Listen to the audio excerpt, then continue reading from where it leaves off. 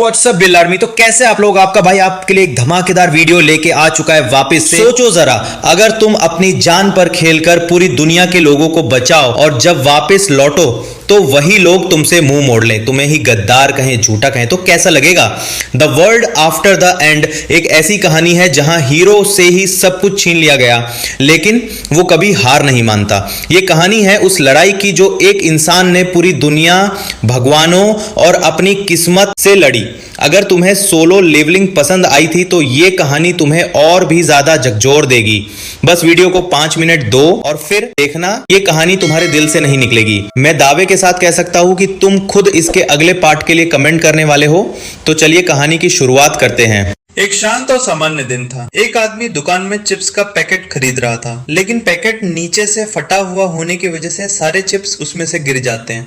वो चिप्स उठाने की कोशिश करता है और एक छोटी लड़की उसे देख रही होती है। लड़की मासूमियत से पूछती है, क्या तुम स्नैक्स चुराने की कोशिश कर रहे हो? वो हड़बड़ाते हुए इनकार करता है। तभी दुकान में लगी टीवी स्क्रीन, जो आमतौर पर सिर्फ न्यूज दिखाती थी, अचानक सभी का ध्यान खींचती है। ब्रेकिंग न्यूज आती है, एक भूकंप आया है। हालांकि उसकी तीव्रता कम थी, इसलिए कोई हताहत नहीं हुआ, पर वैज्ञानिक कहते हैं कि ये धीरे धीरे बढ़ सकता है, इसलिए एहतियात जरूरी है। कुछ स्टूडेंट्स बाहर दिखते हैं और तभी जमीन से एक भयानक ऊंची चीज निकलती है। मिट्टी उड़ती है, दुकान की कांच की दीवारें चकनाचूर हो जाती हैं, हर तरफ धूल ही धूल। लेकिन वो आदमी उस लड़की को अपनी बाहों में लेके बचा लेता है। पर लड़की डरी हुई नहीं थी, वो सिर्फ उस चीज को देख रही थी जो जमीन से बाहर आई थी। इंग्लैंड हो या जापान, पूरी दुनिया के हर देश में एक रहस्यमयी और विशाल ढांचा प्रकट हुआ। लोगों ने इसे नाम दिया टावर ऑफ नाइटमेयर्स। कुछ लोगों को एक न्योता मिला, टावर में प्रवेश करो, टावर वॉकर बनो और दुनिया को बचाओ। जिन्होंने इस निमंत्रण को स्वीकार किया वो सीधे टावर के युद्ध क्षेत्र में कूद गए। उन्हें एक इंटरफेस सिस्टम मिला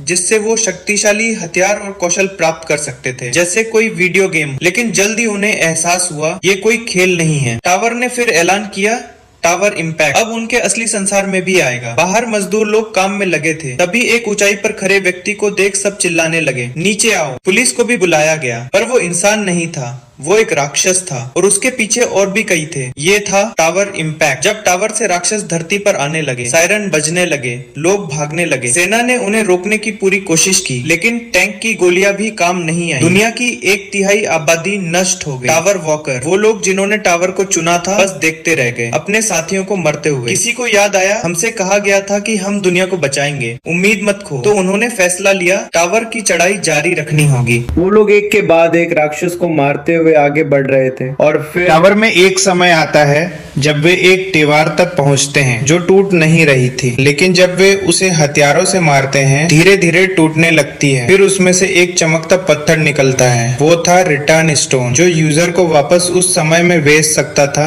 जब उसे टावर में बुलाया गया था, और उसके सारे अनुभव और यादें भी साथ रहती हैं। यह बेहद ताकतवर चीज थी। वांग इनचेन वॉकर टीम का कप्तान इसे इस्तेमाल करता है। नीली रोशनी सबको चकाचौंध कर देती है और जब नजरें खुलती हैं इनचेन गायब होता है। सब सोच में पड़ जाते हैं, क्या वो वापस लौटेगा? एक वैज्ञानिक साकामोटो कहता है, शायद वो सच में अतीत में चला गया है। हमारी टाइमलाइन अब स्प्लिट हो चुकी है, यानी अब वो एक अलग ब्रह्मांड में है और शायद कभी वापस ना आ पाए। उसी वक्त बाहर दूसरा टावर इम्पैक्ट भी शुरू हो जाता है। अब वॉकर के पास 2 ही रास्ते हैं, या तो रिटर्न स्टोन का इस्तेमाल करके अतीत में जाए या टावर में ही मर जाए। भीषण युद्ध में कई वॉकर एक एक कर मरने लगते हैं। कुछ आखिरी समय में स्टोन का इस्तेमाल करते हैं, एक एक कर गायब हो जाते हैं। आखिर में सिर्फ एक ही बचता है। वो घुटनों पर बैठ जाता है, तैयार मरने के लिए। तभी एक व्यक्ति 2 डैगर के साथ आता है और उस विशाल राक्षस को खत्म कर देता है। तुम ठीक हो? हाँ। तभी और वॉकर पीछे से आते हैं। ये सब डर के भाग क्यों गए? तुमने आखिरी दम तक डटे रहकर हमें समय दिया। वो उसे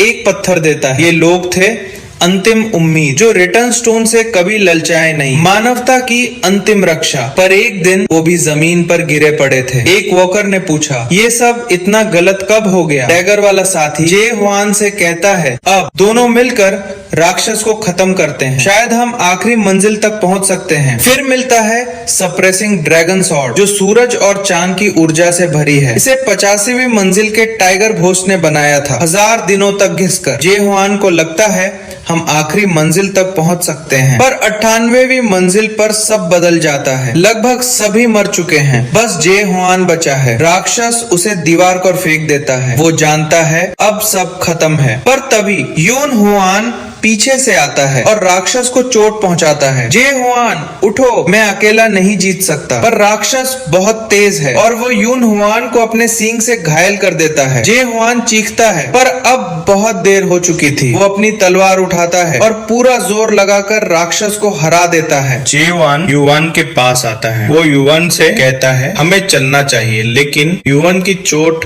बहुत गहरी होती है। वो पहले ही इस्तेमाल हो चुका एक रिटर्न स्टोन थामे होता है। वो माफी मांगता है और जेवन सोचता है कि इस टावर जैसी बेरहम जगह में भी ये लड़का कभी अपनी मुस्कान नहीं भूला। लोग उसे प्यार से स्माइल नाइट कहते थे, पर आज पहली बार उस स्माइल नाइट की मुस्कान गायब थी। जीवन उससे कहता है जाओ, इससे पहले कि मैं अपना मन बदल लूं। युवान चला जाता है, पर जिसके सहारे वो जा रहा था वह पत्थर रिटर्न स्टोन तो बहुत पुराना और बेकार हो चुका था। सीढ़ियों पे चलते हुए युवान जेवान को याद करता है, वो तो मेरी सोच से कहीं ज्यादा मजबूत निकला। वो सोचता है कि शायद इस नर्क जैसे टावर की चोटी तक पहुंचना मुमकिन है। आखिरी लम्हों में वो एक खिड़की के पास बैठ जाता है और कहता है अगर कोई है तो वो जेवान ही है। शायद इस दुनिया में अब भी थोड़ी उम्मीद बाकी है। और बस स्माइल नाइट की कहानी वहीं समाप्त हो जाती है। मतलब वो इस दुनिया को अलविदा कह देता है। जेवान एक दरवाजे के पास रुकता है। वो युवान को याद करता है, कितना अच्छा दोस्त था वो, लेकिन फिर भी वो अपने कदम रोकता नहीं और आगे बढ़ता है 99वें फ्लोर की ओर। ये मंजिल बर्फीली जमीन जैसी थी और ठंडी हवाएं चल रही थी। वहाँ एक भयानक राक्षस था जिसके हमले रुकने का नाम नहीं ले रहे थे। राक्षस उसे उकसाता है, छोड़ दो, तुम्हारे लिए कोई उम्मीद नहीं बची। लेकिन जेहुआन पीछे नहीं हटता। वो नीचे छिप जाता है, जिससे राक्षस गुस्से में आ जाता है। ये लुका छुपी का खेल अब बंद करो। ये 99वां फ्लोर है जहाँ पिछले 10 साल से जेहुआन फंसा हुआ है। दरअसल टावर का समय और दुनिया का समय बहुत अलग होता है और इस फ्लोर का बॉस है आइस ड्रैगन वेल्किस। उसकी सांस इतनी जहरीली और ठंडी थी कि ठंड को झेलने वाला कवच भी जवाब दे जाए। अगर जेहुआन को पुराने वॉकरों का छोड़ा हुआ सामान ना मिला होता तो वो बहुत पहले मर चुका होता। उसे अब भी अफसोस है, काश मैं सोयुल को बचा पाता। उसकी यादें आज भी उसका पीछा नहीं छोड़ती। तभी उसे आवाज देता है एटोपोस का आखिरी ब्लैकस्मिथ जे। वो पूछता है तुम फिर 99वें फ्लोर पर लड़ने जा रहे हो? जेहुआन कहता है अब मैं उसे हरा सकता हूँ। जे उसे याद दिलाता है कि सप्लाई बहुत कम हो चुकी है। टावर में अब शायद ही कोई इंसान बचा हो। किसी को ये भी नहीं पता कि कौन सा साल चल रहा है। वो कहते हैं कि अब टावर में कोई नया समन भी नहीं होता। शायद धरती के सारे इंसान खत्म हो चुके हैं। जेहुआन को याद आता है पहली रिटर्न स्टोन जहाँ मिली थी वहाँ अजीब से निशान दीवार पर बने थे। क्या ये किसी और ने बनाए थे? अगर नहीं तो फिर किसने? जे कहता है दादी हाइलिन 2 दिन पहले गायब हो गई। टावर में उम्र नहीं बढ़ती, इसलिए कोई अगर गायब हो तो या तो वो पत्थर से अतीत में गया या मर गया। जेहुआन कहता है तुम मुझे ब्लैक स्मिथिंग सिखा दो। जे रुक जाता है और मुस्कुराता है। फिर जेहुआन वापस 99वें फ्लोर पर लौटता है। वेल्किस उसका स्वागत करता है। अब तो तुम भी इस लुका छुपी से बोर हो गए होगे। वो कहता है कोई इंसान कभी यहाँ तक नहीं आया। जेहुआन मुस्कुराता है, अजीब बात है, मुझे आखिरी बार मान्यता देने वाला कोई इंसान नहीं एक राक्षस है। फिर लड़ाई शुरू होती है। वेल्किस का हमला तेज होता है। जेवन की बाईं टांग और बाजू बन जाती है, लेकिन वो हार नहीं मानता। वो कहता है तुम जैसे प्राणी बहुत ज्यादा बोलते हो। वो फिर से हमला करता है। थ्रस्ट। जेवन ने कभी कोई दूसरी स्किल नहीं सीखी। उसने बस एक ही बार को पूर्णता की हद तक साधा, थ्रस्ट। उसके इसी एक हमले से 5 करोड़ से भी ज्यादा राक्षस मारे गए थे। अब उसका थ्रस्ट किसी गुप्त स्किल से कम नहीं था। लेकिन वेल्किस की त्वचा बहुत मजबूत थी। सैकड़ों बार वार करने के बाद भी बस मामूली खरोंच आई थी। तभी जेवन को एक रोशनी दिखाई देती है, वही जो उसने 98वें फ्लोर पर देखी थी। अब वो सारा बल एक ही वार में झोंक देता है। वार काम करता है। वेल्किस चौंक जाता है, लेकिन अभी भी वो जिंदा है और हवा में उड़ता हुआ कहता है बस अब सब खत्म कर दूंगा। जेवन जानता है अगर ये लड़ाई ऊपर से ही जारी रही तो उसके जीतने की कोई उम्मीद नहीं। वेल्किस फिर नीचे कूदता है और कहता है काश 10 इंसान और होते तुम्हारे जैसे तो शायद न मारा जा सकता था। काश मेरी जाति मेयर के पत्थर से धोखा ना खाती। जेवन हैरान हो जाता है, मेयर का पत्थर? लेकिन वेल्किस हमला करता है। जेवान किसी तरह बच जाता है और दरवाजे पर खड़ा सोचता है कि अगर वो पंजा बस छू भी जाता तो वो मर जाता। उसे मेयर स्टोन की बात याद आती है और वो सोचने लगता है कि वो चीज क्या है। ये युद्ध पूरे 5 साल तक चला, लेकिन आखिरकार वेल्किस गिर गया। सिस्टम जेवान को कई सारी उपलब्धियों के लिए बधाई देता है, लेकिन उसे ये पॉपअप्स परेशान करते हैं। वो वेल्किस से पूछता है कि मेयर स्टोन क्या है। वेल्किस कहता है कि उसे इसका जवाब पता है और वो सब कुछ जान जाएगा। आखिरी मंजिल पर वो आइस ड्रैगन तलवार गिराता है जिसमें उसकी सांस की शक्ति है। जवान उसे उठाता है और सोचता है कि यह तलवार जैसी दिखती ही नहीं। काले से तरल पदार्थ से एक दरवाजा खुलता है और जवान उसमें प्रवेश करता है। उसके ऊपर कुछ निशान उभरते हैं जो कहते हैं कंट्रोल रूम। अंदर जाकर वो कई मॉनिटर देखता है जो टावर की हर चीज दिखा रहे होते हैं, समनिंग ग्राउंड, एटोपोस, सब कुछ। तभी पीछे से एक आवाज आती है जो कहती है कि उसे उम्मीद नहीं थी कि वो सीधे यहाँ आ जाएगा। जवान हमला करने को तैयार होता है, लेकिन वो व्यक्ति कहता है कि घबराओ मत और उसे एक संदेश प्रसारित करना भूल गया था। तभी जवान के सामने एक सिस्टम मैसेज आता है, बधाई हो, वो वर्ल्ड 274 के ट्यूटोरियल गेम को पूरा करने वाला पहला व्यक्ति है। उसकी उपलब्धि को आकाशिक रिकॉर्ड्स में दर्ज किया गया, जिसे केवल ऑल माइटी लैंड के सम्राट ही देख सकते हैं। लेकिन जवान बाकी सब नजरअंदाज कर देता है, बस एक वाक्य पर अटक जाता है। ट्यूटोरियल उसकी पूरी दुनिया जैसे बिखर जाती है। वो व्यक्ति सामने आता है और कहता है कि ये उसके लिए बहुत बड़ा झटका रहा होगा, लेकिन वो उम्मीद करता है कि वो जल्दी उबर जाएगा, नहीं तो भावनाओं में डूब जाएगा। वो कहता है कि जवान ने इंसान होकर भी बहुत अच्छा किया है। तभी उसका ध्यान किसी और जाता है। जवान की भावनाओं का पानी अब साफ हो चुका है। जवान पूछता है कि वो कौन है। वो प्राणी माफी मांगता है और खुद को बीस्ट ट्रेन कहता है, टावर ऑफ नाइटमेयर्स का मास्टर। वो कहता है कि जवान ने 100वीं मंजिल तक अकेले पहुंचकर इतिहास रच दिया है। जवान पूछता है, अगर ये सब ट्यूटोरियल था तो असली खेल अभी शुरू नहीं हुआ। बीस्ट ट्रेन उसकी समझदारी की तारीफ करता है और कहता है कि वो कुछ दिखाना चाहता है। वह उंगली चटकाता है और एक बड़ा स्क्रीन सामने आता है जिसमें जवान की टावर में पहली एंट्री दिखाई जाती है। बीस्ट ट्रेन कहता है कि ये दृश्य बहुत भावुक है। वह खुद इन्हें देखकर रो चुका है। वह पूछता है जवान को कैसा लग रहा है, कोई पछतावा या गुस्सा। वह कहता है कि ये सब भावनाएं अब बेकार है, लेकिन फिर भी उसे एक मौका देगा। वो कहता है कि वो शुरुआत से गेम शुरू कर सकता है, सभी यादों के साथ। जवान सोचता है उसे तो टावर चढ़कर दुनिया को बचाना था, लेकिन शायद वो शुरू से ही धोखा खा गया था। इंसानियत की मुक्ति बस एक झूठा सपना था। वो कहता है कि अब वो कभी भी अतीत में नहीं लौटेगा। बीस्ट ट्रेन जोर से हंसता है और बस उसका मुंह ही रह जाता है। वो कहता है टावर या ऑलमाइटी लैंड में कोई भी वस्तु किसी को अतीत में नहीं बेच सकती। जवान कहता है कि टावर में रिटर्न स्टोन थी और तभी उसे एहसास होता है वही मेयर स्टोन थी। बीस्ट ट्रेन पुष्टि करता है, मेयर स्टोन अतीत में नहीं बेचती, बस एक सपना दिखाती है। 77वीं मंजिल तक तो उन्हें समझ ही नहीं आया कि इंसान अतीत से इतना क्यों जुड़ा हुआ है। जवान मानता है कि हाँ, इंसान ऐसा ही है। बीस्ट ट्रेन कहता है कि अब असली गेम शुरू होना चाहिए, एक नया गेम प्लस। वो भरोसा करता है कि जवान सही फैसला करेगा, लेकिन जवान तुरंत ना दबा देता है। बीस्ट ट्रेन चौंक जाता है। जवान कहता है कि अब वो जान चुका है कि टावर असल में क्या है। एक आइटम टैब खुलता है। टावर को स्ट्रॉन्ग होल्ड ऑफ रिग्रेट्स कहा जाता है, मेयर मुलर की दूसरी रचना। वह कहता है कि अगर ये मेयर का सपना है तो अब वो उसे ढूंढ निकालेगा और अगले फ्लोर पर जाएगा। बीस्ट ट्रेन कहता है अगला फ्लोर तो है ही नहीं। जवान उस पर विश्वास नहीं करता। बीस्ट ट्रेन सोचता है कि शायद जवान को रिवॉर्ड छोटा लग रहा है। तभी जवान उसकी गर्दन में तलवार घुसेड़ देता है। उसका सिर कट जाता है और वो पूछता है तुझे क्या चाहिए, कोई आइटम, कोई स्किल। जवान कहता है उसे कुछ नहीं चाहिए। बीस्ट ट्रेन सिर बनाते हुए पूछता है क्या तू वाकई अपनी असली दुनिया में नहीं जाना चाहता। वो कहता है असली दुनिया में कोई टावर इम्पैक्ट नहीं हुआ। बीस्ट ट्रेन कहता है अभी सबसे जरूरी चीज तो दिखाई ही नहीं। वो फिर उंगली चटकाता है और वे एक हॉस्पिटल में पहुंचते हैं जहां सारे जागे हुए लोग कोमा में पड़े हैं, जवान भी। वो हैरान होकर पूछता है क्या ये वाकई मैं हूँ। बीस्ट ट्रेन कहता है असली दुनिया में बस 1 महीना बीता है, जबकि टावर में दशकों, और वो दोबारा उसे जीत नहीं सकेगा। एक इंसान और एक ड्रैगन के बीच बड़ा फर्क है।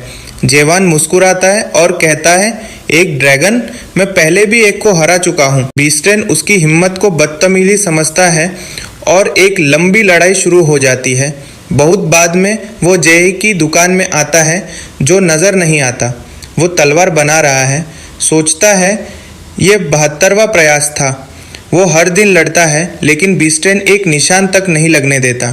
शायद बीस्टेन उसे जानबूझकर जिंदा रख रहा है। जेवान सोचता है चाहे जितने साल लगे वो उसे हरा कर रहेगा। बीस्टेन मॉनिटर पर उसे देखता है और सोचता है यह बहुत कीमती प्रोडक्ट है। वो एक प्रोफेशनल कल्टीवेटर है जो उत्पाद को ऑलमाइटी लैंड के लायक बनाता है। उसे फिर से तैयार करना होगा एक सेकेंडरी कल्टीवेशन के जरिए, लेकिन ये उत्पाद आगे बढ़ने से इनकार कर रहा है। क्या उसे मार ही दिया जाए? लेकिन आत्मा नष्ट नहीं होती और अगर गलती हुई तो हार्वेस्टर गुस्सा हो जाएंगे।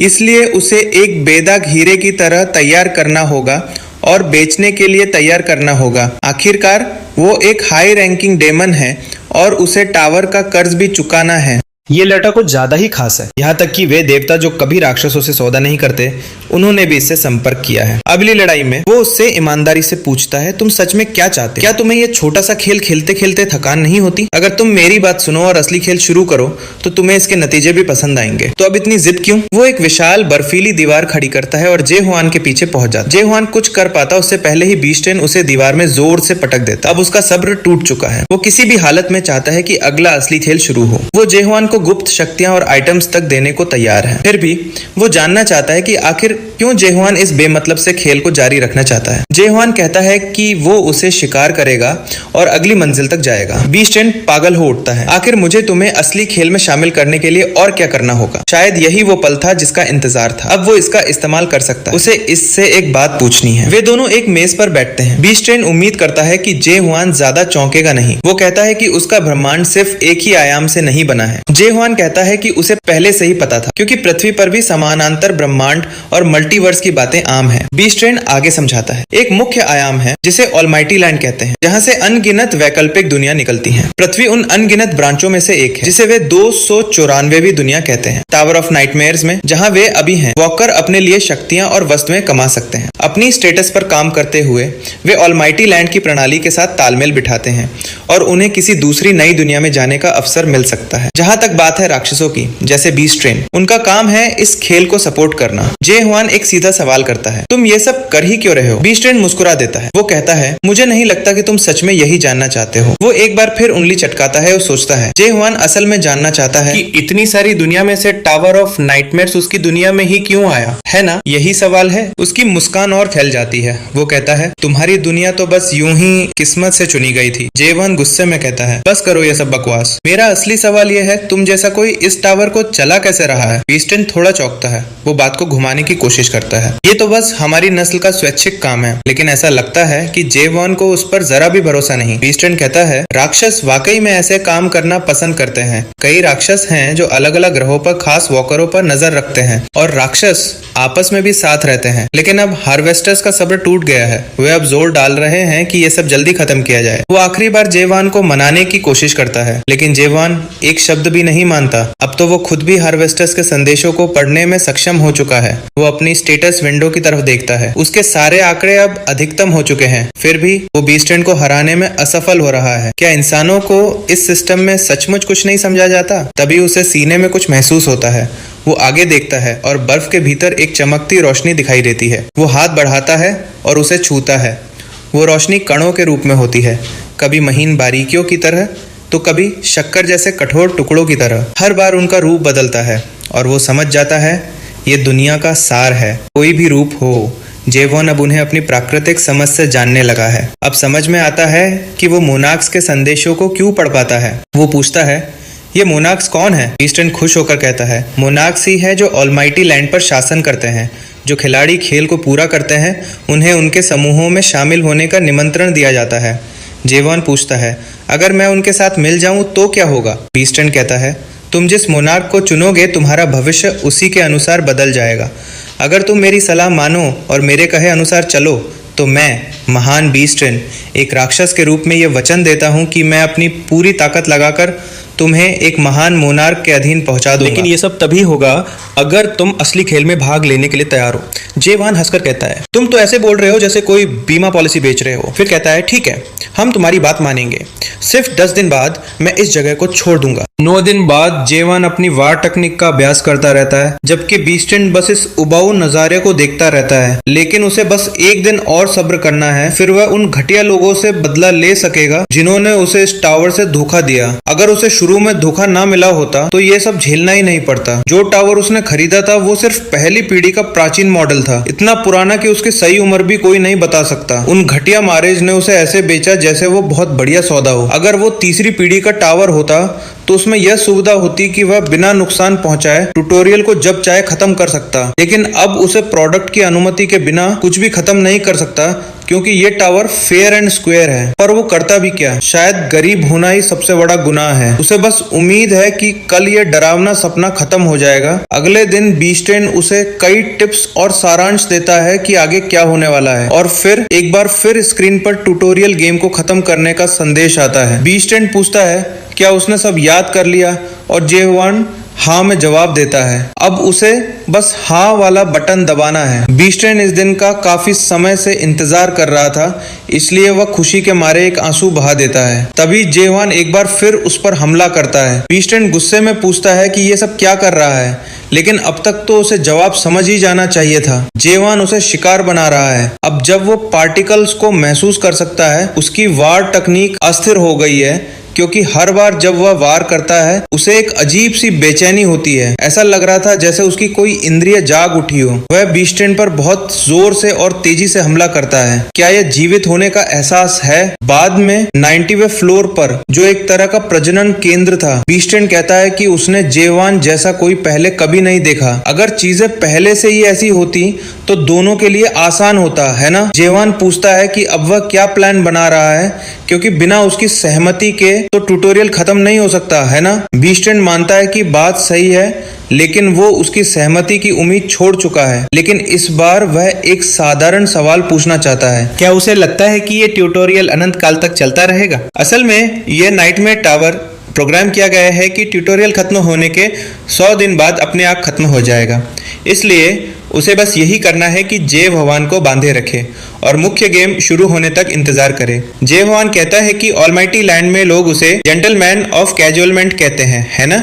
वह 784 सालों से जी रहा है और 128 दुनियाओं का चक्कर लगा चुका है, बस यही घटिया प्रयोग करने के लिए उन जातियों पर जो शांति से जी रही थी। बीस्टेन पूछने की कोशिश करता है कि उसे ये सब कैसे पता, लेकिन जे हवान उसे बीच में रोक देता है और कहता है कि वह उसे जेट ब्लैक मोनट नाम के हार्वेस्टर को सौंपने की सोच रहा था। अब बीस्टेन के पसीने छूटने लगते हैं और वह पूछता है कि आखिर वह है कौन सी चीज है वो? वही पुरस्कार जिसे वह इतने सालों से पाल रहा था। अब नहीं। वह अपनी बेड़ियों को बहुत आसानी से तोड़ देता है और बाज की तरह बीस्टेन पर टूट पड़ता है। अब बीस्टेन बस डर गया है और जे होवान को पीछे हटने को कहता है। किसी तरह वह जे होवान को चोट पहुंचा देता है, लेकिन जब वह उसकी ओर देखता है तो अपनी आंखों पर विश्वास नहीं कर पाता, क्योंकि जे होवान के हाथ में है ओवरलोड अडेप्टर। टावर के 100वें फ्लोर पर पहुंचने के अगले ही दिन उसे कई संदेह होने लगे थे। दुनिया की आत्मा जैसे फटने को तैयार थी और तभी ये फुसफुसाहट शुरू हुई। इन सभी संदेहों के अंत में वह उस स्थिति तक पहुंच गया जहां वह अब किसी चीज पर संदेह नहीं करता। उसने समझ को ही चीर डाला। बीस्टेन उसकी ताकत से हैरान रह जाता है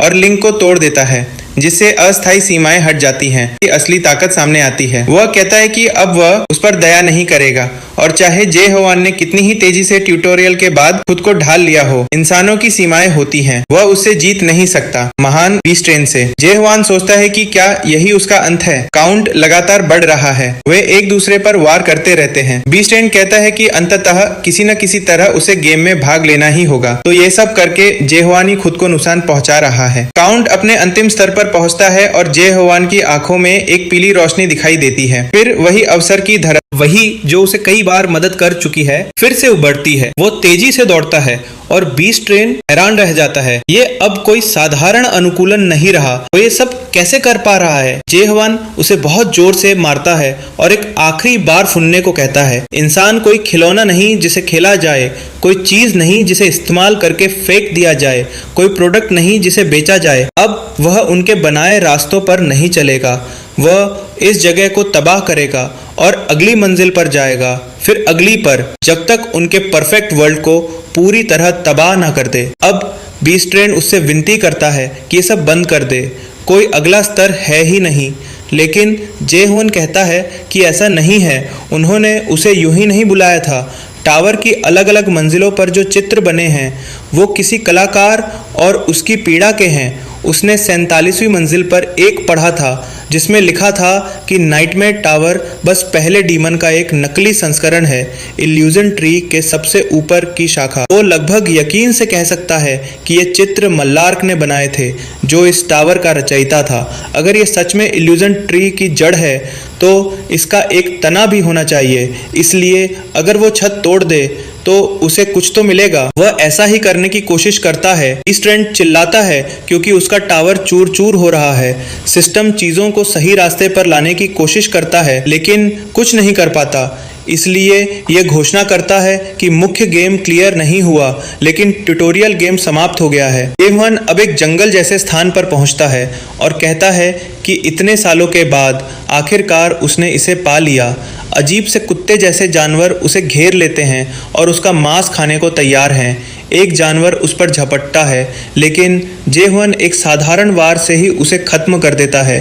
तभी एक और विशाल जानवर आता है जो पहले वाले जैसा ही दिखता है। जेहोन सोचता है कि इस पर एक साधारण वार से काम नहीं चलेगा। जेहोन उसे बहुत जोर से मारता है और उसे वहीं मार गिराता है। वह उसके सींग निकालता है और देखता है कि यहाँ के राक्षस काफ़ी कमज़ोर हैं। तभी उसे कुछ आवाज़ें सुनाई देती हैं और जब वह देखता है तो कुछ हरे प्राणी नजर आते हैं जो नाराज लगते हैं। वह सोचता है कि सवाल का इस्तेमाल करने के बाद भी वह उनकी भाषा नहीं समझ पा रहा। वह सींगों की ओर इशारों करता है और कहता है कि अगर उन्हें चाहिए तो उसे जानकारी के बदले सौदा करना होगा, लेकिन वे दोस्ताना नहीं है। एक तो उस पर कई बार वार करता है, उसे वो काफी परेशान करने वाले लगते हैं, इसलिए कुछ ही समय में वह सबको मार देता है, लेकिन एक को वह जिंदा छोड़ देता है क्योंकि उससे उसे कुछ सवाल पूछने हैं। पहला सवाल, यह जगह कौन सी है? लेकिन वह जवाब नहीं देता। जेवान उसकी एंटीना खींचता है और कहता है कि ऐसा बोल जिससे मैं समझ सकूं। वह प्राणी कहता है कि वह मर जाएगा और अपनी जीभ काट लेता है। जेवान सोचता है कि ये भले ही कमजोर लगते हों लेकिन इनका हौसला काफी मजबूत है। वह उसकी एंटीना जमीन में गाड़ देता है और उनके सामान को टटोलता है। उसे एक छोटा सा डायमेंशनल पाउच मिलता है जिसमें 2 क्यूबिक मीटर स्टोरेज है। वह सोचता है कि यह एक इन्वेंट्री जैसा है। टावर से बाहर निकलने के बाद से वह सिस्टम से ठीक से जुड़ नहीं पाया है। वह सोचता था कि दूसरी दुनिया की इंटरफेस सिस्टम का उपयोग कर पाएगा, लेकिन लगता है बी स्ट्रेन ने फिर से उसे धोखा दिया। हालांकि यह राहत की बात है कि सवाल का उपयोग करके वह जानकारी हासिल कर सकता है, यहाँ तक कि आइटम्स के बारे में भी। वह एक पत्थर का विश्लेषण करता है जो एक स्पिरिट स्टोन है और इससे स्पर्ट एनर्जी बढ़ाई जा सकती है। वह सोचता है कि भले ही रंग अलग अलग हों, सभी में ऐसे आइटम्स होते हैं। तो क्या ये हरे जीवों ने बनाए हैं? ये कीमती होने चाहिए क्योंकि ये चमकदार पत्थर है। वह सोचता है कि यहाँ बहुत सारा सामान है, लेकिन क्या उसे ऐसे ही छोड़ देना चाहिए? तभी उसकी तलवार हिलने लगती है। अब खाना खाने का समय है। वह उसे बाहर निकालता है और वह जबलों में बदल जाती है जो सब कुछ खा जाती है। जेवान जो बाकी बचा है उसे देखता है और एक नक्शा पाता है। यह एक जगह का नक्शा है जिसका नाम कैओस है, एक ऐसी जगह जिसके बारे में बी स्ट्रेन ने कुछ नहीं बताया था। कहीं और कुछ जानवर एक समूह का पीछा कर रहे हैं। एक औरत उनकी तरफ कुछ चाकू फेंकती है, लेकिन गलती से अपने ही साथी को घायल कर देती है। वह माफी मांगती है और वह लड़का उसे माफ कर देता है, सिर्फ इसलिए कि वह उसे प्यारी लगती है। जेवान ऊपर से उन्हें देखता है और नोट करता है कि उस ग्रुप में वो लड़की सबसे ज्यादा ताकतवर लग रही है। तो क्या वे आपस में अच्छे नहीं हैं जो वो ऐसा कर रही है? अगर ऐसे ही चलता रहा तो वे मर जाएंगे। लेकिन इतनी कमजोर स्किल के साथ ये लोग टावर को पार कैसे कर पाए? लाल बालों वाला लड़का एक अटैक चार्ज करता है और लड़की उसकी मदद करने की कोशिश करती है, लेकिन गलती से उसे सीधे कान में मार देती है। वह हंसते हुए माफी मांगती है और लड़का उसे बेवकूफ कहकर गाली देता है। वो कहती है कि उसे इतना रूखा नहीं होना चाहिए, वो तो बस मदद करने की कोशिश कर रही थी। लड़का कुछ बोलने ही वाला होता है कि तभी एक जानवर उसे पूरा निगलने को तैयार होता है। तभी जेवान ऊपर से कूदता है और सीधे उस जानवर पर गिरता है, उसे खत्म कर देता है। मिट्टी हटती है और जेवान और उसकी तलवार का दृश्य सबको चौंका देता है। वे सब उसकी मौजूदगी से हैरान हैं। तो आपने यहाँ तक वीडियो देख ही लिया है तो वीडियो को लाइक और चैनल को सब्सक्राइब भी कर ही दीजिए, क्योंकि आपके भाई को भी बड़ी मेहनत लगती है आपके लिए वीडियो बनाने में। तो इतना सपोर्ट तो आप कर ही सकते हो आपके भाई को। सामने खड़े लोग उसकी मौजूदगी देखकर दंग रह जाते हैं। कुछ बातचीत के बाद जेहोन उन्हें बायहोन की लाश सौंप देता है। मीनो गुस्से में अपने नाखून चबाने लगती है। जेहोन पूछता है, क्या ये सींग कोई खास चीज है? पार्टी के लोग जवाब देते हैं, बिल्कुल, बायहोन को 10 लोग मिलकर भी मुश्किल से हरा पाते हैं। जेहोन मनी मन सोचता है, मैंने तो उससे ज्यादा सींगों वाले राक्षस को भी हरा दिया था। शायद जितने ज्यादा सींग उतनी ज्यादा ताकत। मिनो उसके करीब आती है और गुस्से से पूछती है, तुम हो कौन? केओस में ऐसा कोई नहीं है जो एक ही बार में बायहोन को मार सके। जेहोन उसकी तरफ देखकर पूछता है, केओस क्या है? मिनो चौंक जाती है। रास्ते में चलते हुए ग्रुप का लीडर गार्न पूछता है, क्या तुम सच में बस यहाँ से गुजर रहे हो? जेहोन जवाब देता है, हाँ। गान कहता है, अजीब बात है कि तुम इस जगह की भाषा बोल सकते हो। वैसे भाषा की रुकावटें अब कम ही होती हैं। फिर गान पूछता है, क्या तुम्हें वाकई कोई आपत्ति नहीं कि हम बायहोन ले जाएं? जेहोन कहता है, ले जाओ, मुझे कोई फर्क नहीं पड़ता। मिनो मन में सोचती है, एक रागीर में इतनी ताकत, बिना किसी स्किल के इसने बायहोन को एक ही बार में गिरा दिया। मिनो अचानक बायहोन के सींग से जेहोन पर वार करने की कोशिश करती है, लेकिन जेहोन शांत खड़ा रहता है। मिनो उसके बारे में और जानने की कोशिश करती है, पर कुछ हाथ नहीं लगता। उसका अनुमान है कि जेहोन की स्पिरिट पावर किसी सामान्य इंसान जितनी ही है। तो फिर जेहोन आखिर है कौन? मिनो धीरे से उसके पास आकर कहती है, पूरे केओस में बहुत कम लोग हैं जो एक ही बार में बायहोन को गिरा सकते हैं। तुम कौन हो और कहां से आए हो? जेहोन फिर से पूछता है, केओस क्या है? मिनो झुंझला कर पूछती है, क्या तुम मुझसे मजाक कर रहे हो? जेहोन कहता है, बिल्कुल नहीं। मिनो पूछती है, तो फिर तुम बार बार वही सवाल क्यों पूछ रहे हो? जेहोन चुपचाप कुछ सेकंड उसे देखता रहता है। मिनो सोचती है, क्या ये मेरी बात समझ नहीं रहा, या फिर तुम कौन हो जैसे सवाल का जवाब देना इसके लिए बहुत भारी है। जेहोन धीरे से बोलता है, तुम जो कह रही हो मैं समझ रहा हूँ, लेकिन ये सवाल वाकई में मुश्किल है। जो कुछ भी मैं धरती पर था वो सब उस पल खत्म हो गया जब मुझे टावर में भेजा गया। वहाँ मुझे नए दोस्त मिले, नई यादें बनी, लेकिन जैसे जैसे ट्यूटोरियल खत्म हुआ वो लोग ऐसे गायब हो गए जैसे कोई सपना। शायद अब वो सब धरती पर होंगे, लेकिन चूंकि मुझे अपनी यादें मिली और उन्हें नहीं, इसका मतलब ये है कि वो सब अब मुझे भूल चुके होंगे। जेवान कहता है, मुझे अब कुछ भी याद नहीं आता। मीनो पहले सहानुभूति जताती है, लेकिन फिर उसे उस पर शक होने लगता है। जेवान कहता है, मैंने कभी नहीं कहा कि मुझे भूलने की बीमारी है। मीनो कहती है, फर्क नहीं पड़ता, कहीं तुम एबिस से तो नहीं आए? जेवान हैरान होकर कहता है, तुम कहना क्या चाहती हो? फिर जेवान अपनी स्पिरिट वेपन निकालता है, जो इस समय बेहद भूखी है। मीनो चौंक जाती है, यही है उसकी असली ताकत का स्रोत? बाकी पार्टी के सदस्य भी लालच में आ जाते हैं। मीनो गुस्से में है, ये लड़का मेरी पूरी योजना बर्बाद कर गया। लेकिन फिर उसके मन में एक आइडिया आता है। मीनो कहती है, ठीक है, अब मैं तुम्हारी पहचान नहीं पूछूंगी, लेकिन बदले में एक प्रस्ताव है, क्या तुम सुनना चाहोगे? इसके बाद मीनो खुद का नाम बताती है और केओस की बुनियादी जानकारी देती है। वो बताती है कि उनकी पार्टी रेड फॉक्स नाम की एक खतरनाक क्लैन से है। मीनो साफ कहती है, ये सब लोग बुरे हैं, जल्द ही ये तुम्हें धोखा देंगे। रात होती है। गान कहता है, अंधेरे में चलना खतरनाक होगा, हमें यहीं रुकना चाहिए। सब लोग कैंप लगा लेते हैं। जेवान सोचता है, मैप के हिसाब से गांव पास ही होना चाहिए। वो कॉम्प्रिहेंशन की दूसरी अवस्था का इस्तेमाल करता है और सुनता है कि पार्टी के लोग उसके खिलाफ साजिश कर रहे हैं। उन्हें लगता है कि जेवान नॉन अडेप्टर है और सिर्फ उसकी तलवार ने उसकी लड़ाइयां लड़ी हैं। उन्हें नहीं पता कि वो तलवार इल्यूजन ट्री की जड़ से निकली है। जेवान मनी मन सोचता है, अगर इन्हें ये सच पता चल जाए तो डर के मारे कांप उठेंगे। अगली सुबह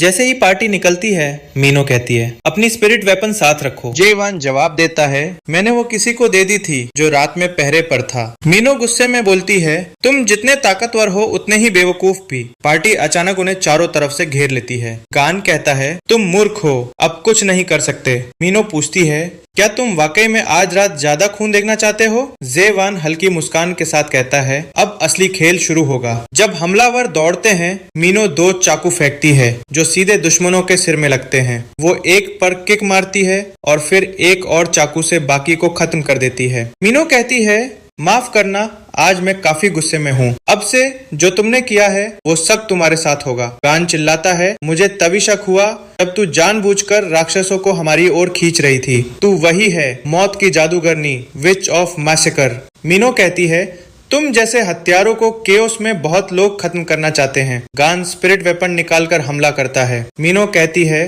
तुम सिर्फ डर की वजह से हथियार पकड़ते हो। वो महसूस करती है कि उनके चारों तरफ 40 से ज्यादा स्टेज 1 एडेप्टर मौजूद हैं। गान कहता है, एक तरफ मौत की जादूगरनी, दूसरी तरफ वो लड़का जिसने बायहोन को एक बार में मारा। इतने लोग बुलाना तो जरूरी था। तभी आता है क्लाइंट, रेड फॉक्स का मास्टर, जिसे ब्लैक फॉक्स कहा जाता है, स्टेज 3 एडेप्टर। क्लाइंट कहता है, तुम्हें गर्व होना चाहिए कि आधी रेड फॉक्स क्लाइंट तुम्हारे लिए यहाँ है। मीनो कहती है, वाह, आजकल तुम फुर्सत में लगते हो।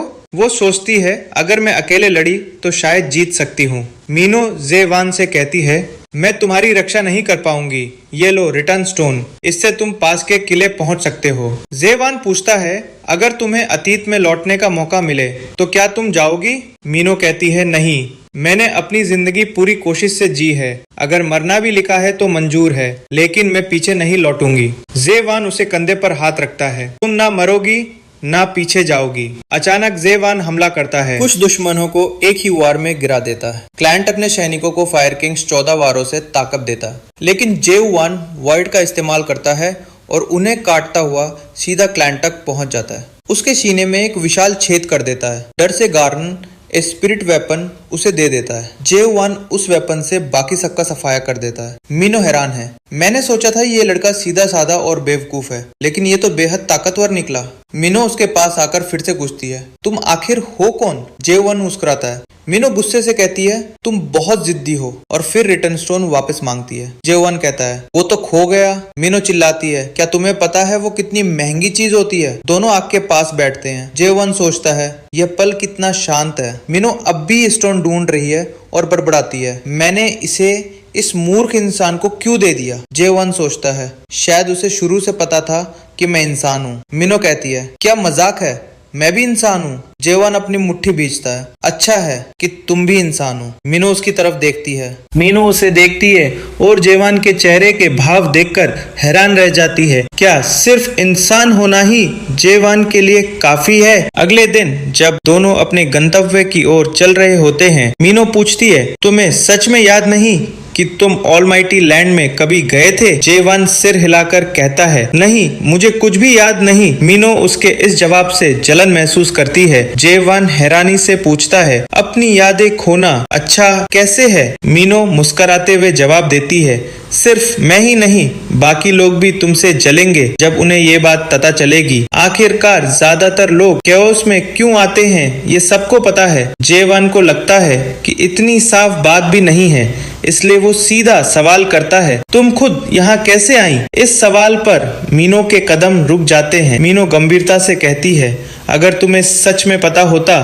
कि तुम क्या पूछ रहे हो तो तुम्हें इसका बहुत पछतावा होता। कुछ देर बाद दोनों गॉर्गन फोर्ट्रेस के सामने पहुंचते हैं। चायवान चारों ओर नजर दौड़ाता है और नोटिस करता है कि यहाँ एक समनिंग ग्राउंड जैसा कुछ है, बिल्कुल वैसा ही जैसा ट्यूटोरियल के पहले स्तर पर था। तभी अचानक बहुत सारे लोग वहाँ प्रकट होते हैं। सब चिल्ला रहे हैं जैसे या तो मरने वाले हों या पहले ही मर चुके हों। जेवान अच्छी तरह जानता है कि ये लोग ऐसे डरावने भाव क्यों बना रहे हैं। मीनो कहती है, इस बार भी काफी लोग आए हैं, अब तो तुम्हें समझ जाना चाहिए कि लोग कैओस में कैसे पहुंचते हैं। मीनो आगे समझाती है, यहाँ किसी से भी ये सवाल मत करना, ये मृतकों की दुनिया है। अगर कोई ऑलमाइटी लैंड में मरता है तो वो यहाँ आता है, और अगर कोई यहाँ मरता है तो उसका शरीर इल्यूजन ट्री का पोषण बन जाता है। थोड़ी ही देर में कुछ गार्ड बाहर निकलते हैं। उनके कमांडर जोर से कहते हैं, सभी लोग लाइन में खड़े हो जाएं, आप लोगों को कंबल दिए जाएंगे। कमांडर उनका ध्यान रखते हैं। मीनो मुस्कुराते हुए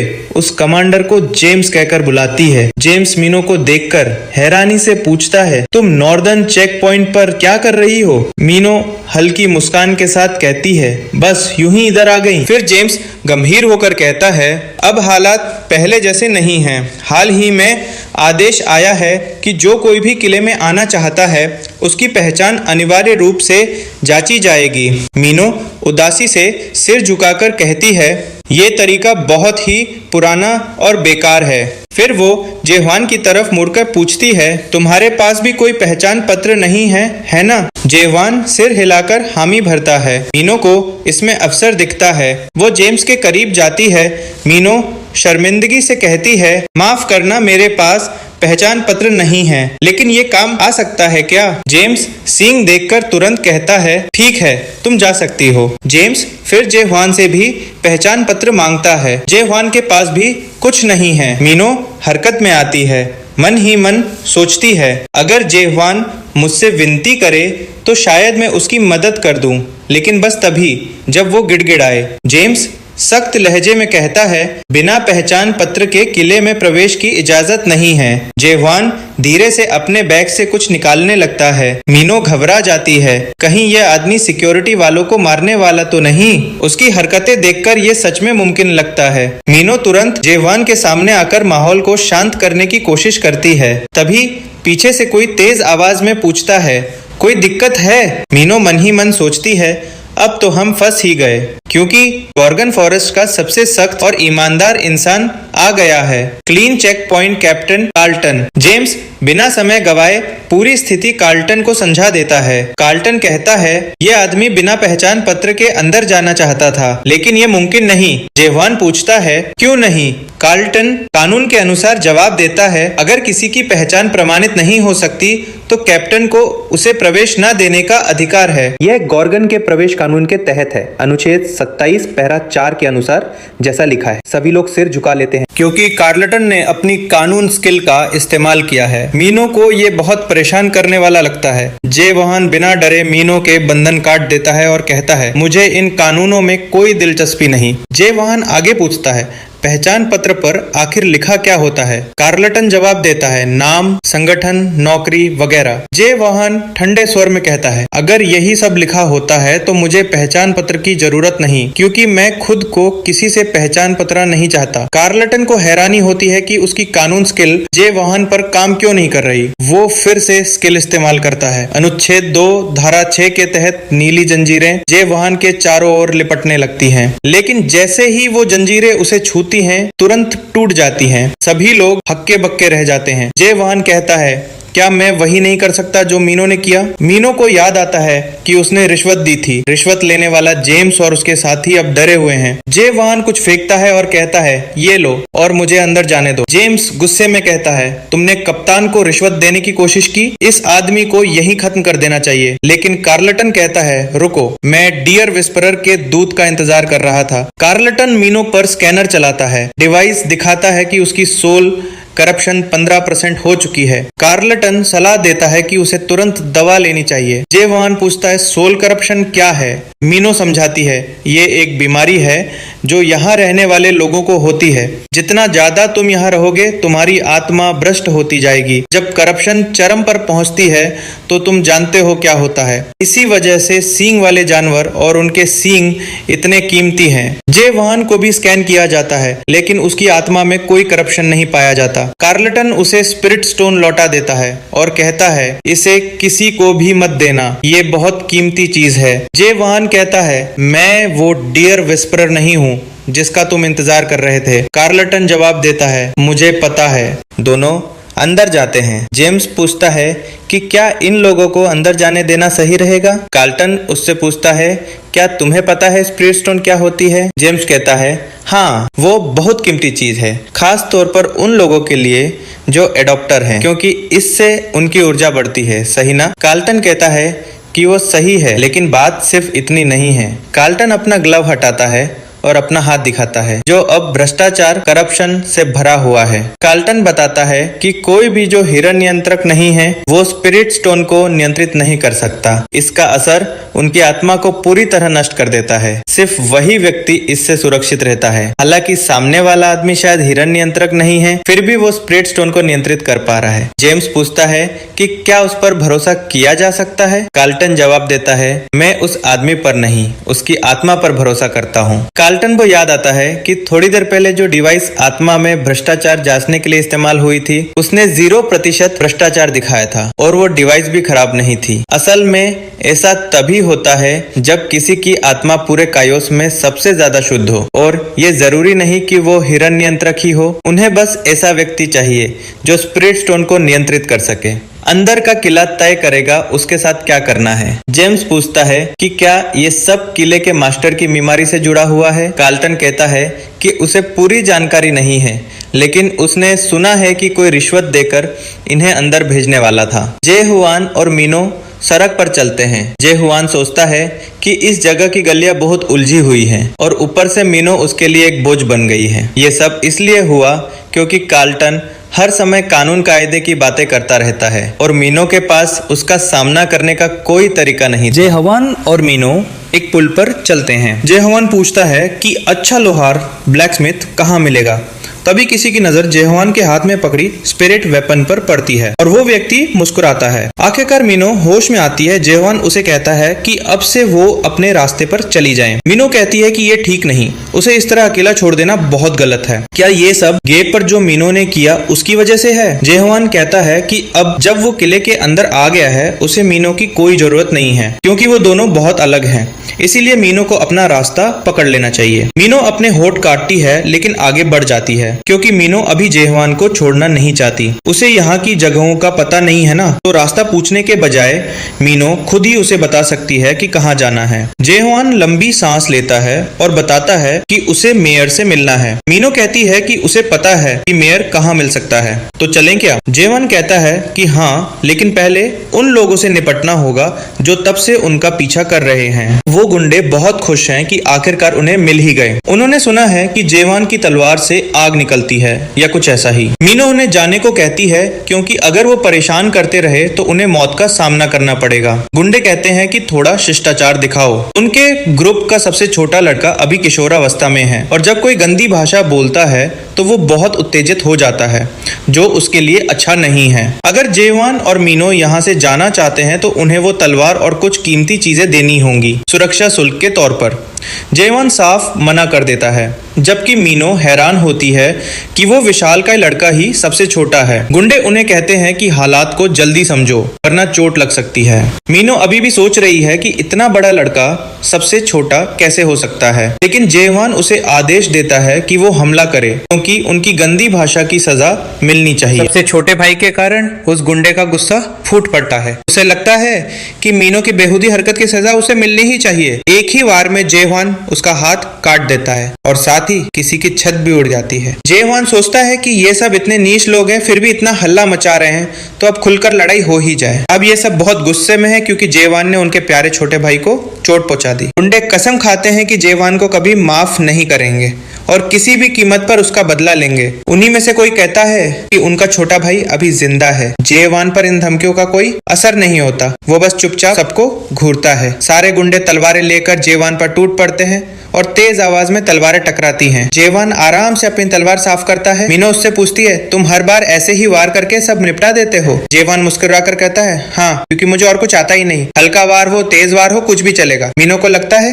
कि जेहवान मजाक कर रहा है, लेकिन उसे याद आता है कि उसने किसी को ऐसा देखा था जो बस एक ही तकनीक जानता था, पर वो वार की जगह कट करता था। मीनो को यह भी समझ नहीं आता कि जेहवान ने पहली बार में सीधा हमला क्यों नहीं किया, बल्कि सामने वाली छत को उड़ा दिया। मीनो जानती है कि ये इसलिए नहीं हुआ क्योंकि जेहवान अपनी ताकत पर काबू नहीं रख सकता। असली वजह कुछ और ही है। जेहवान बताता है कि जब वो इन गुंडों से लड़ रहा था, उसने महसूस किया कि ठीक सामने वाली छत पर कोई चोरी छिपे स्टेल्थ तकनीक से छुपा था। जेहवान ने सिर्फ उन्हें डराने के लिए उस छत को उड़ा दिया, क्योंकि वो लोग उसकी नाक में दम कर रहे थे। मीनो चौंक जाती है कि जेहवान ने सिर्फ किसी को डराने के लिए पूरी छत उड़ा दी। जेहवान को यह सब बहुत सामान्य लगता है। मीनो पूछती है, तुम अपनी तकनीक का कोई नाम नहीं रखना चाहते, जैसे इन्फिनिट असुरा थ्रस्ट? जेहवान सिर हिलाकर मना कर देता है, उसे ऐसे दिखावटी नाम पसंद नहीं। थोड़ी देर बाद दोनों ट्वाइलाइट डस्क पहुंचते हैं, जो गॉर्गन की सबसे बड़ी वर्कशॉप में से एक है। वहीं मेयर तलवार बनाई गई थी। वर्कशॉप का एक कारीगर नाविन कहता है, अगर तुम कुछ बनवाना चाहते हो तो इंतजार करना पड़ेगा, आज बहुत भीड़ है। मीनो हैरान होकर पूछती है, इतनी भीड़ अचानक क्यों?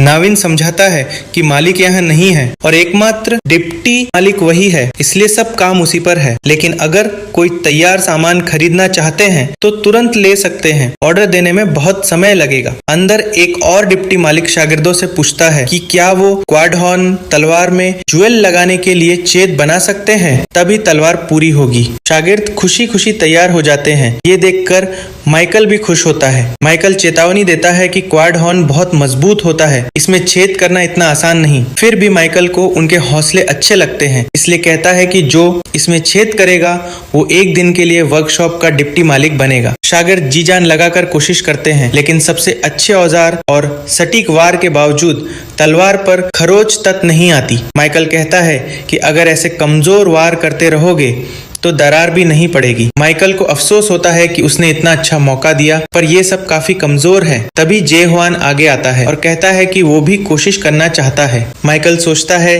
कि शायद जे हुआन कोई घुमक्कड़ कारीगर है, लेकिन माइकल को यकीन नहीं कि जे हुआन ये कर पाएगा। आखिरकार उसके अपने शागिर्द भी नहीं कर पाए, इसमें उनकी गलती नहीं, क्वाड हॉर्न ही बहुत कठिन सामग्री है। जे हुआन अपनी उंगली से जबरदस्त वार करता है, जिससे झटका पैदा होता है। तलवार अचानक टुकड़ों में टूट जाती है। पूरा वर्कशॉप हैरान रह जाता है। माइकल गुस्से में भर जाता है।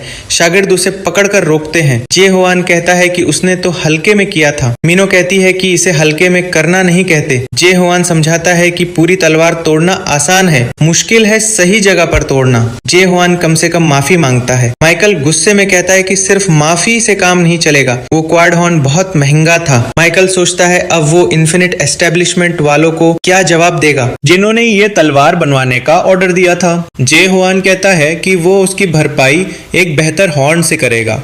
माइकल हंसते हुए पूछता है कि जे हुआन जैसा गरीब उसके पास बेहतर हॉर्न कहां से लाएगा। जे हुआन अपनी थैली से पेंटा हॉर्न निकालता है। पूरा वर्कशॉप फिर चौंक जाता है। जे हुआन पूछता है क्या ये भरपाई के लिए काफी है? अभी मेरे पास कोई क्वाड हॉर्न नहीं है। माइकल मान जाता है कि ये बहुत ज्यादा है। जे हुआन पूछता है कि क्या वो कुछ देर ये जगह इस्तेमाल कर सकता है। माइकल शागिर्दों को दरवाजा बंद करने को कहता है और जे हुआन को अंदर ले जाता है। माइकल जे हुआन को गॉर्गन की सबसे बेहतरीन वर्कशॉप ट्वाइलाइट डस्क दिखाता है। यहाँ हर वो सुविधा है जिसकी किसी कारीगर को जरूरत होती है। आज जे हुआन डिप्टी मालिक है, वो जैसा चाहे वैसे इस्तेमाल कर सकता है। जे हुआन माइकल का धन्यवाद करता है। माइकल पूछता है कि जे हुआन के पास इतना कीमती हॉर्न आया कहां से। जे हुआन बताता है कि उसने खुद पेंटा हॉर्न का शिकार किया था। नाम से ही पता चलता है उसके पास 5 सींग थे। जे हुआन कहता है कि उसे तलवार की म्यान बनानी है, इसमें माइकल की मदद चाहिए। माइकल हैरान होकर सोचता है कि इतनी कीमती हॉर्न से सिर्फ म्यान। माइकल सोचता है इस तलवार में ऐसा क्या है। जे हुआन तलवार देता है। माइकल पहचान जाता है ये आइस ड्रैगन तलवार की नकल है ना, मेयर ने खुद बनाई थी। बहुत दुर्लभ और शानदार दिखने वाली तलवार। माइकल फिर भी सोचता है कि पेंटा हॉर्न से म्यान बनाना बेवकूफी है, इससे तो नई तलवार बनानी चाहिए। अचानक तलवार माइकल के हाथ से निकल जाती है और हॉर्न को निगलने लगती है। माइकल समझ जाता है कि ये स्पिरिट वेपन है, इसमें किसी उच्च जाति की आत्मा है। माइकल सोचता है कि जे हुआन के पास ये आई कैसे। तलवार का रूप बदलने लगता है, इसका विकास शुरू हो जाता है। माइकल बताता है कि जब स्पिरिट वेपन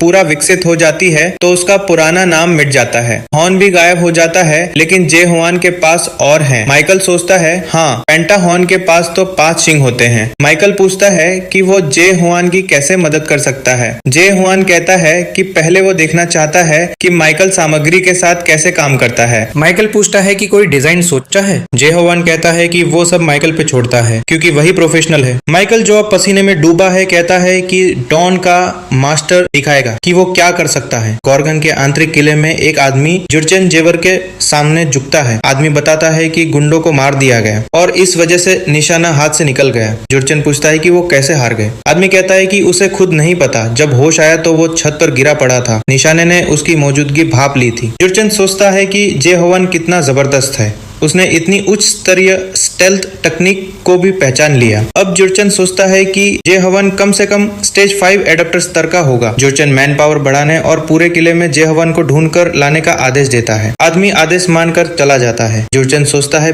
बस थोड़ा और। किले का मालिक धैर्य रखो। एक बार में टॉप 10 का होलोग्राम चल रहा है, जिसमें सायरन होस्ट है। सायरन बताती है कि ये आज का आखिरी वीडियो है जो लोगों को पहचान में आ सकता है। वीडियो बहुत लोकप्रिय और विवादित है, सबकी नजरें इसी पर टिकी है। 99वीं मंजिल पर अकेले टावर क्लियर करने का वीडियो, इसमें जे हुआन है लेकिन चेहरा धुंधला किया गया है। बार में लोग हैरान हैं कि जे हुआन के साथ क्या हुआ। कोई बताता है कि टावर में कल्टीवेशन सस्पेंशन लगा क्योंकि किसी दानव ने कुछ किया और शायद पकड़ा गया। लोग अफवाहें फैलाते हैं कि जे हुआन ने कल्टीवेशन छोड़ दी और भाग गया। लोग कहते हैं कि वीडियो भी फेक होगा, कोई अकेले टावर क्लियर नहीं कर सकता। लोग शराब मंगवाते हैं, तभी मीनो बार में आती है। सबकी नजरें मीनो पर टिक जाती हैं।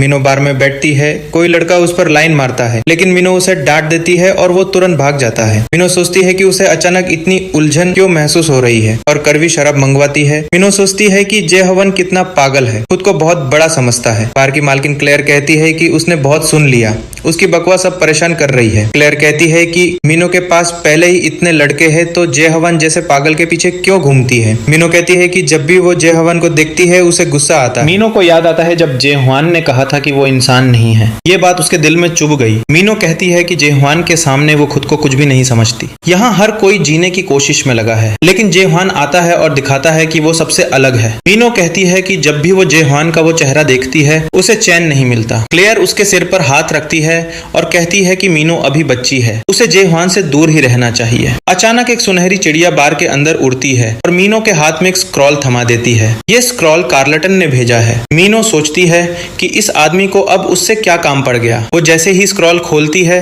तभी उसके पीछे से एक आवाज आती है, तुम ही कत्लेआम की डाइन हो। मीनू बिना सोचे समझे तुरंत अपने डैगर से हमला करने की कोशिश करती है, पर सामने वाला उसका हाथ कसकर पकड़ लेता है और मुस्कुराते हुए कहता है, मुझे ऐसे रूखे अभिवादन बुरे नहीं लगते, लेकिन फिलहाल समय बहुत खराब है क्योंकि तुम्हें मेरे लिए एक काम करना पड़ेगा। इसी बीच वर्कशॉप में हॉर्न को परिष्कृत करने की कोशिश का अजीब ही नतीजा निकलता है। हॉर्न अब किसी राक्षस जैसी आकृति में बदल चुका है। माइकल परेशान होकर सोचता है कि अब वो ऐसी भयानक चीज का क्या करें। जेहुआन उसे उठाता है और कहता है, संभालो खुद को, भूल गए क्या कि हम अभी किस काम में लगे हैं। तुमने मदद करने की बात कही थी ना, तो ढंग से करो। थोड़ी देर पहले उन्होंने हॉर्न को तोड़ने की कोशिश की थी, लेकिन उनके सबसे अच्छे औजार भी इस दबाव में टूटने लगे थे। माइकल हार मानकर कहता है कि अब उससे नहीं होगा, ये उसके स्तर से कहीं ज्यादा बड़ा काम है। माइकल डर से कांप रहा है। उसे लगता है कि अगर ये असली पेंटाहॉर्न की असलियत है तो अब तक वो इस पर कितनी छोटी छोटी कोशिशें कर रहा था। माइकल खुद को दिलासा देता है कि ये सब सपना है, उसे बस जाग जाना चाहिए। वो भागता वो दरवाजे की ओर जाता है। जेहुआन उसे रोकने की कोशिश करता है, लेकिन माइकल सुनने को तैयार नहीं। इस वीडियो में इतना ही रखते हैं। अगर आपको इसका अगला पार्ट चाहिए तो कमेंट में लिख दीजिएगा। अगर आप चाहोगे तो मैं इसका अगला पार्ट भी जरूर बनाऊंगा।